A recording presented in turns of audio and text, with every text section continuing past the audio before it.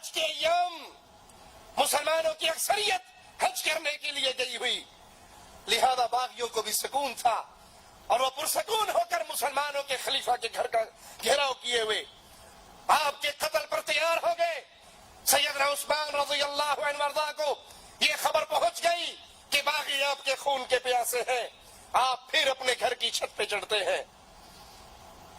سوچئے ذرا، مقارنہ کیجئے، منظر اپنے سامنے رکھیے۔ ایک طرف یہ منظر ہے، سیدنا حسین کہہ رہے ہیں کربلا کے میدان میں مجھے واپس جانے دو، میں لڑنے کے لیے نہیں آیا، مجھے تو کوفیوں نے خط لکھ کر بلایا تھا، اگر یہ کوفی اب میری مدد نہیں کرنا چاہتے تو مجھے واپس جانے دو، مجھے یزید کے پاس جانے دو، میں اپنا ہاتھ یزید کے ہاتھ میں دینے کو تیار ہوں، یا مجھے کافروں کی سرحد پہ جانے دو، میں ان سے جہاد کر کے شہادت کے رتبے پر فائز ہو جاؤں۔ اور ایک طرف یہ منظر ہے کہ صحابہ کرام آپ سے اجازتیں مانگ رہے ہیں، لیکن آپ خود اپنے گھر کی چھت پہ چڑھتے ہیں اور ان سے سوال کرتے ہیں ظالموں مجھے کس جرم میں قتل کرنا چاہتے ہو؟ کیونکہ اسلام میں کسی انسان کو قتل کرنے کی صرف 3 وجہ ہیں، وہ مسلمان مرتد ہو جائے تو اس کو قتل کر دیا جائے۔ کیا میں مرتد ہو چکا ہوں اپنے دین سے؟ مجھے اس جرم میں مارنا چاہتے ہو؟ یا شادی شدہ زنا کرے پھر اس کو رجم کر دیا جائے؟ سوال کرتے ہیں کیا میں نے یہ جرم کیا ہے؟ اور تیسرا جرم، کسی نے کسی کو قتل کیا ہو تو قصاص کے طور پر بدلے میں اس کی جان لی جائے۔ سیدنا عثمان کہتے ہیں یہ 3 وجوہات ہوتی ہے قتل کرنے کی اسلام میں، بتاؤ میرا کیا جرم ہے، مجھے کس جرم میں قتل کرنا چاہتے ہو؟ سیدنا عثمان رضی اللہ عنہ وارضاہ اپنے گھر کے اندر قید، نہ کھانا ہے نہ پینا، اور دنوں پہ 3 گزر گئے، ایک روایت میں 39 دن اور 40 دن کا بھی ذکر آتا ہے۔ سیدنا علی رضی اللہ عنہ وارضاہ حسن و حسین کو بھیجتے ہیں جاؤ اے حسن اور حسین اپنے خالو کے دروازے پر پہرا دو، اس کے دروازے کی چوکیداری کرو، جس سے اللہ کے فرشتے بھی حیا کیا کرتے تھے۔ اور علی اپنے بیٹوں سے اتنا پیار کرنے والے، حسن و حسین کو اتنی محبت سے پکارنے والے کہ کہنے والے نے کہا علی حسن اور حسین کو اتنے ادب سے کیوں بلاتے ہو؟ ہے تو تیرے ہی بیٹے۔ کہا لوگوں میں اپنے بیٹوں کو ادب سے نہیں بلاتا، محمد کے نواسوں کو ادب سے بلاتا ہوں۔ اتنی محبت حسن سے اور حسین سے، اور آج حسن و حسین امام مظلوم سیدنا عثمان کے دروازے پر پہرا دینے کے لیے کھڑے ہیں۔ مجالس حسین میں عثمان کو گالیاں دینے والوں، اس کے ایمان کا انکار کرنے والوں، اس کے اہل جنت میں ہونے کا انکار کرنے والوں، تمہارا حسنین کریمین سے کوئی رشتہ ہے؟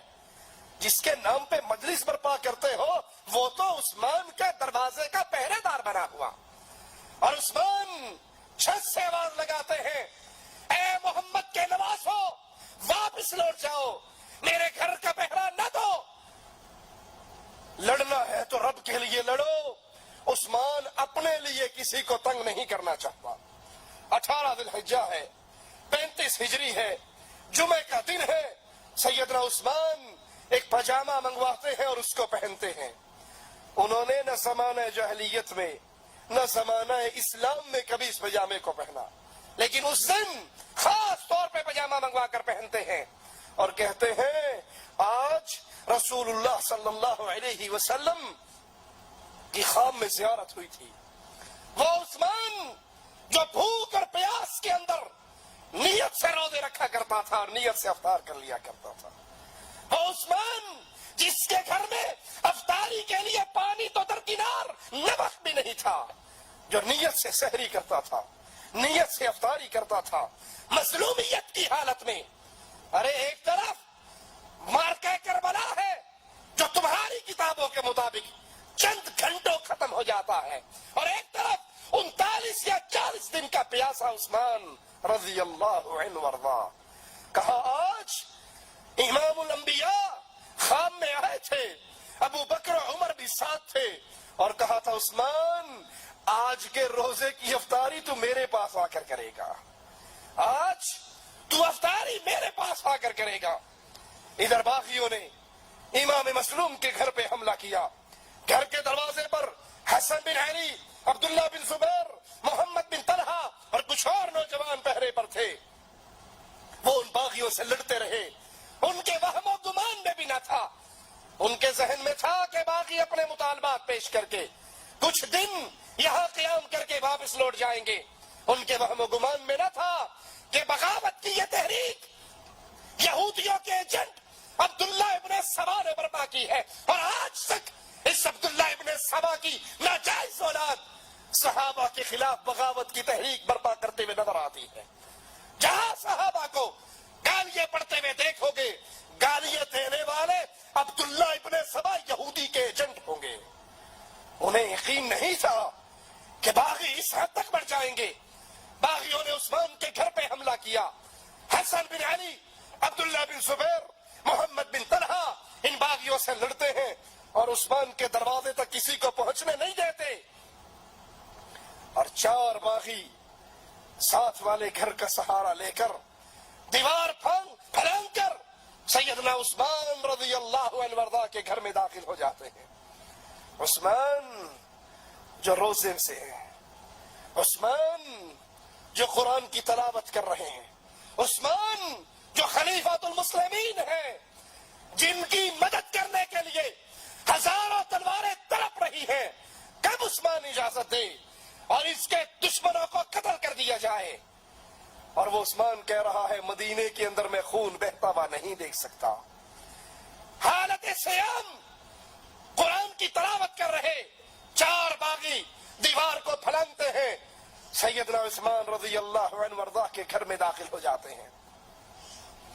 امیر المؤمنین کی زوجہ سیدہ نائلہ کہتی ہے عثمان تیرے دشمن آج تو گھر کی دیواروں کو پھلانگ کر اندر آ چکے ہیں، تیری جان کے در پہ تیرے خون کے پیاسے آج تیری چادر چار دیواری کو بھی اپنے قدموں کے نیچے رون چکے ہیں۔ جواب میں سیدنا عثمان کہتے ہیں نائلہ آخری لمحات میں میری نظروں کو رب کے قرآن سے جدا نہ کر، یہ جو کرتے ہیں کرنے دے، اور مجھے اللہ کی کتاب کی تلاوت کرنے دے۔ قیامت کا دن ہوگا، رب کے دربار میں پیش ہوگا، مالک پوچھے گا عثمان آخری کام کیا کر رہا تھا؟ میں کہوں گا اللہ میرے دشمن مجھے قتل کر رہے تھے، میں تیرے قرآن کی تلاوت کر رہا تھا۔ عثمان کی نظریں اللہ کی کتاب پر، قرآن کریم پر، اور ظالم نیزے اور تلواروں سے امیر المومنین پہ حملہ کرتے ہیں۔ آپ کا خون مبارک قرآن کے ان الفاظ پہ گرتا ہے فَسَيَكْفِيكَهُمُ اللَّهُ، اللہ ان دشمنوں کو کافی ہے، اللہ ان سے انتقام لینے کے لیے کافی ہے۔ سیدنا عثمان جمعہ کا دن ہے، شام کا وقت ہے، شہید ہو کر آپ کی پاکیزہ روح اللہ کی جنتوں کی طرف روانہ ہو جاتی ہے۔ عبداللہ بن زبیر رضی اللہ عنہ وارضاہ تدفین کی امور انجام دیتے ہیں، اور رات کے اندھیرے میں امیر المؤمنین امام مظلوم سیدنا عثمان رضی اللہ عنہ وارضاہ کو بقیع قبرستان میں دفن کر دیا جاتا۔